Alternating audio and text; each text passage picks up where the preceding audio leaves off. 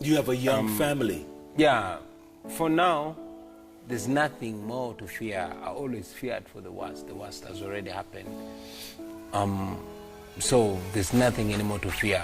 But to be very honest with you, I'm a human being, and many times I fear for my life, man. I love my children. I want to see them grow up.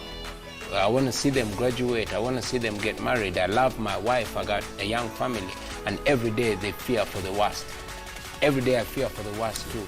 But again, I fear growing old in a messed up country even more than dying. Yeah. Gentlemen of the press, a very good morning to you all. And I want to thank you for honoring our invitation to this press conference to address the issues concerning the elections in Uganda. And I hope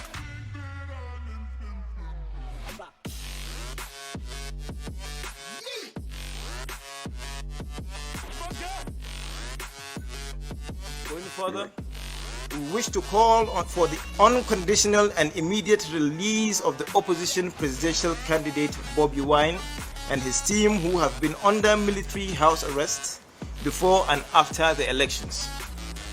While we are disappointed by the silence of the African leaders, we wish to now call on them and the entire international community to mediate and prevent Uganda from further descent into anarchy. We expect that by now, sanctions must have been in place by democratic governments all over the world against the undemocratic conduct of General Museveni and his entire government. We will continue to keep an eye on the actions of the African Union, the United Nations, the European Union, and in the coming days, the United States under President Biden. The case in Uganda will be a test to your commitment to promoting democracy in Africa. I think we should not divide. This is a time of coming together. We are going to unite and work together towards gaining justice for the opposition in Uganda and also for the people of Uganda. This is not about just Uganda, it's about Africa, it's about the African democracy. That's why we are concerned.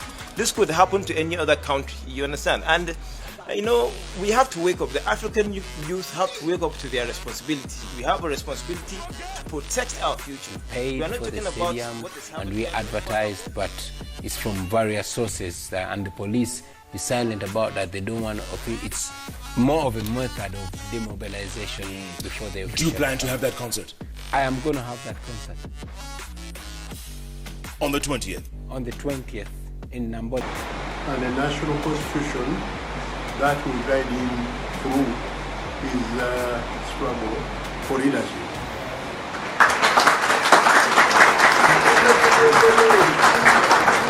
I hand him the national flag as well, so that he ever identifies with the national priorities.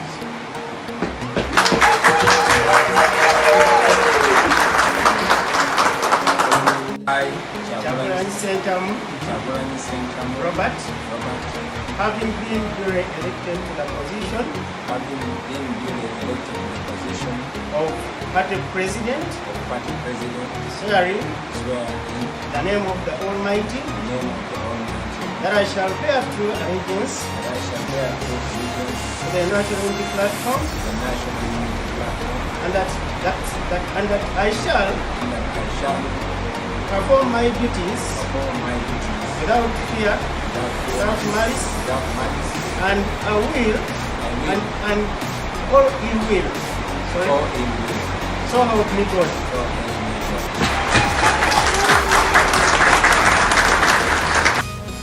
People mostly get intimidated.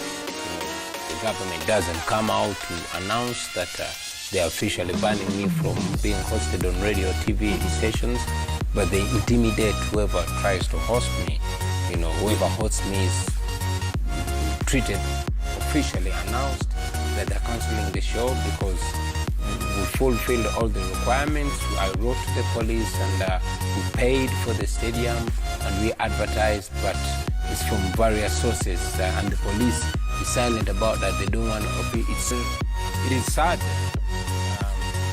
that I sit in the same parliament. You know, the same parliament that, in my opinion, has been reduced to just a talk show, you know, and a rubber stamp for whatever the president wants.